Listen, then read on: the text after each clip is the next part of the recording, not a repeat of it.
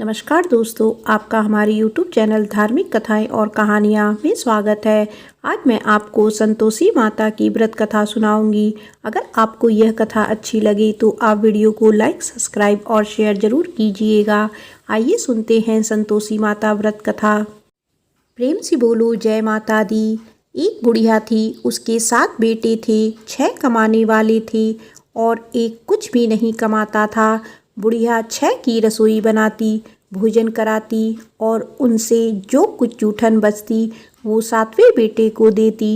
एक दिन वह पत्नी से बोला, देखो मेरी माँ मुझसे कितना प्रेम करती है। वह बोली, क्यों नहीं होगा प्रेम, वो आपको सबका जूठा जो खिलाती है। वो बोला, ऐसा नहीं हो सकता, जब तक मैं अपनी आँखों से ना देख लूँ मैं नहीं मान सकता। कुछ दिन बाद त्यौहार आया। घर में 7 प्रकार का भोजन और लड्डू बने। वह जांचने के लिए सिर दर्द का बहाना कर पतला वस्त्र सिर पर ओढ़े रसोई घर में सो गया। वह कपड़े में से सब देखता रहा।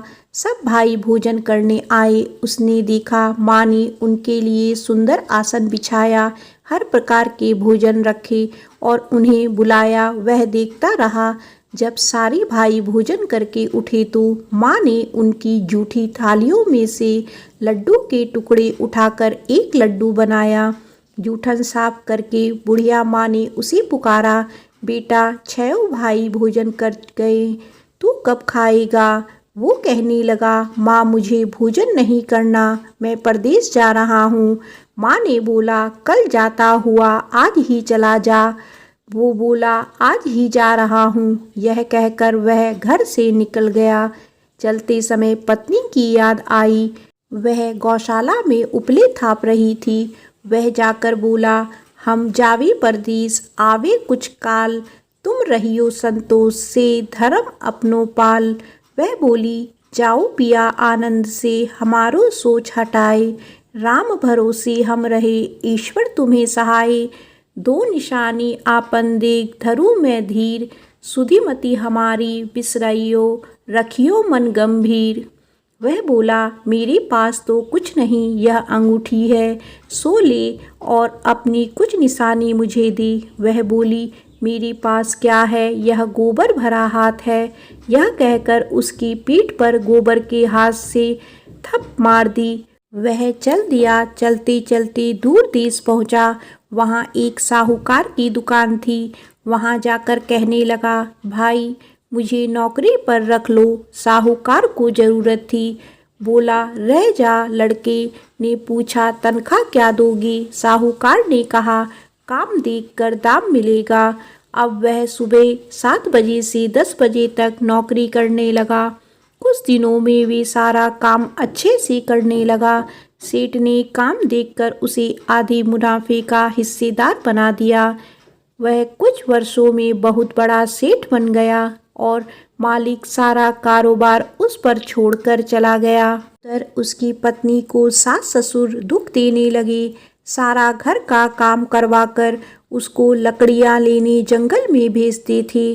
घर में आटे से जो भी भूसी निकलती उसकी रोटी बनाकर रख दी जाती और फूटे नारियल की नारेली में पानी। एक दिन वह लकड़ी लेने जा रही थी।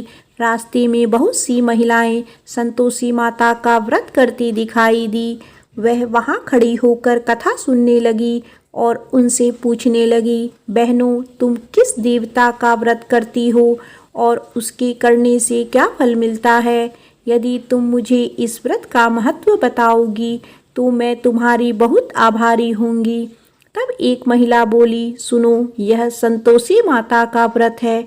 इसे करने से गरीबी का नाश होता है और जो कुछ मन में है वो सब संतोषी माता की कृपा से मिल जाता है। महिला बोली, 1.25 आने का गुड़ चना लेना, प्रत्येक शुक्रवार को निराहार रहकर कथा सुनना, मनोकामना पूर्ण होने पर उद्यापन करना।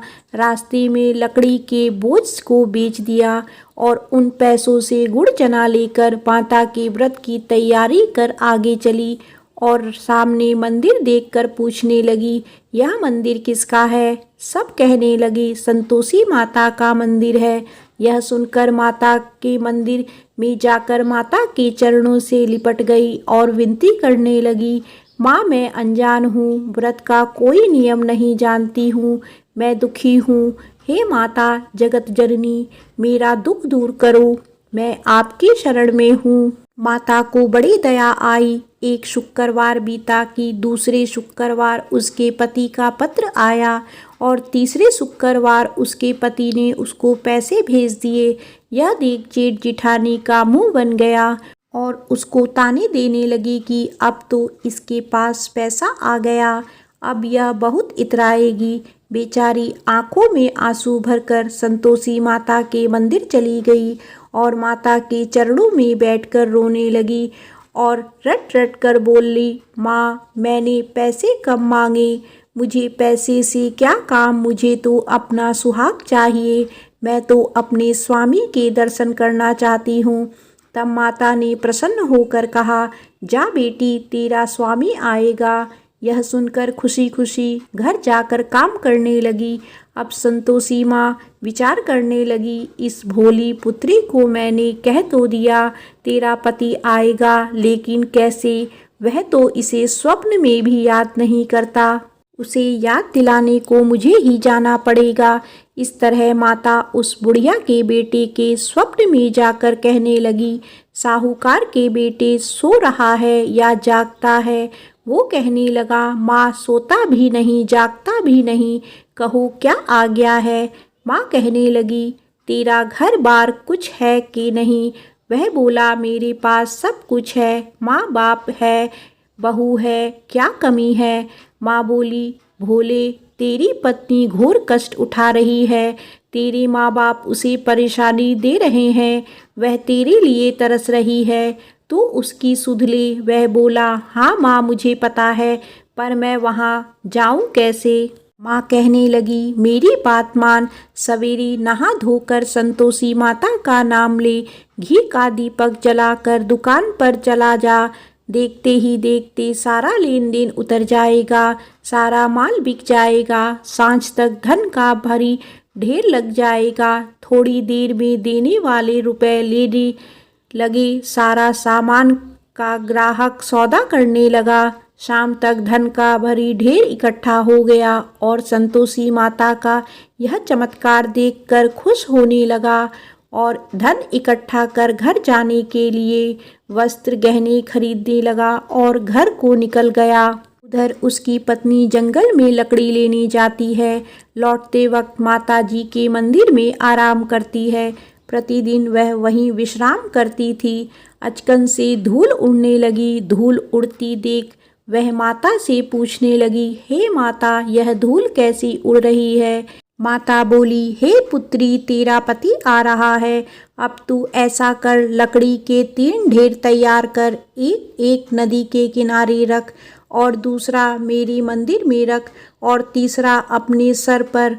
तेरे पति को लकड़ियों का गट्ठर देख तेरे लिए मोह पैदा होगा, वह यहाँ रुकेगा, नाश्ता पानी खाकर माँ से मिलने जाएगा, तब तू लकड़ियों का बोझ उठाकर चौक पर जाना और गट्ठर नीचे रखकर जोर से आवाज़ लगाना, लो सासू जी लकड़ियों का गट्ठर लो, भूसी की रोटी दो, नारियल के खोपड़े में पानी दो, आज मेहमान कौन आया है। माता जी से अच्छा कहकर जैसा माँ ने कहा वैसा ही करने लगी। इतने में मुसाफिर आ गया। सूखी लकड़ी देख उसकी इच्छा हुई कि हम यहीं आराम करें और भोजन बनाकर खा पी कर गांव जाएं। आराम करके गांव को चले गए।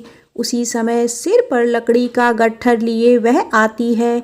लकड़ियों का बोझ आंगन में उतारकर जोर से आवाज़ लगाती है, लो सासू जी लकड़ियों का गट्ठर लो, भूसी की रोटी दो, आज मेहमान कौन आया है।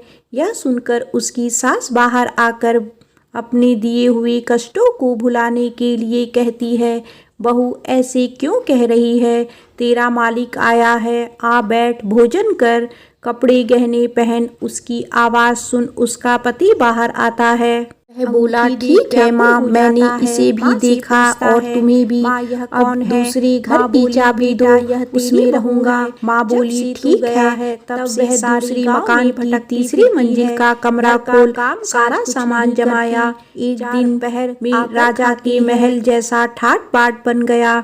अब क्या था, बहू सुख भोगने लगी। इतने में शुक्रवार आया। पति से कहा, मुझे संतोषी माता के व्रत का उद्यापन करना है। पति बोला, खुशी से कर लो। वह उद्यापन की तैयारी करने लगी। जेठानी के लड़कों को भोजन के लिए बुलाया। उन्होंने कहा, ठीक है, पर पीछे से जेठानी ने अपने बच्चों से कहा, भोजन के वक्त खटाई मांगना, जिससे उसका उद्यापन ना हो।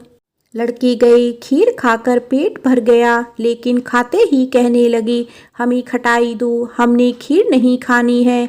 वह कहने लगी, खटाई नहीं दी जाएगी, यह तो संतोषी माता का प्रसाद है। लड़के उठ खड़े हुए बोले, पैसे लाओ। भोली बहू कुछ जानती नहीं थी, उन्हें पैसे दे दिए। लड़के उसी समय इमली लेकर खाने लगे। यह देखकर बहू पर माताजी ने गुस्सा किया। राजा के दूत उसके पति को पकड़ कर ले गए। जेठ जिठानी कहने लगे, लूट लूट कर धन लाया था, अब पता लगेगा जब जेल की मार खाएगा। बहू से यह सहन नहीं हुआ।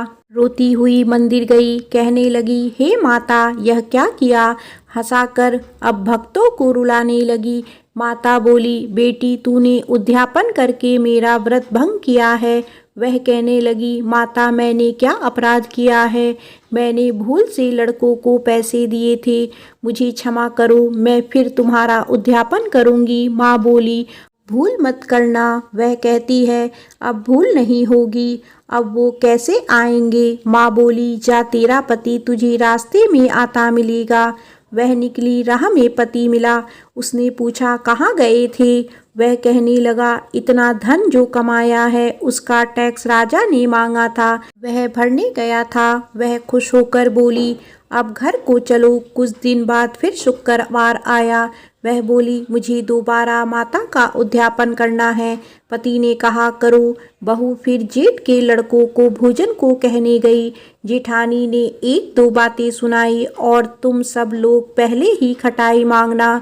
लड़के भोजन से पहले कहने लगे, हमें खीर नहीं खानी, हमारा जी बिगड़ता है, कुछ खटाई खाने को दो। वह बोली, खटाई किसी को नहीं मिलेगी, आना हो तो आओ। वह ब्राह्मण के लड़के लाकर भोजन कराने लगी।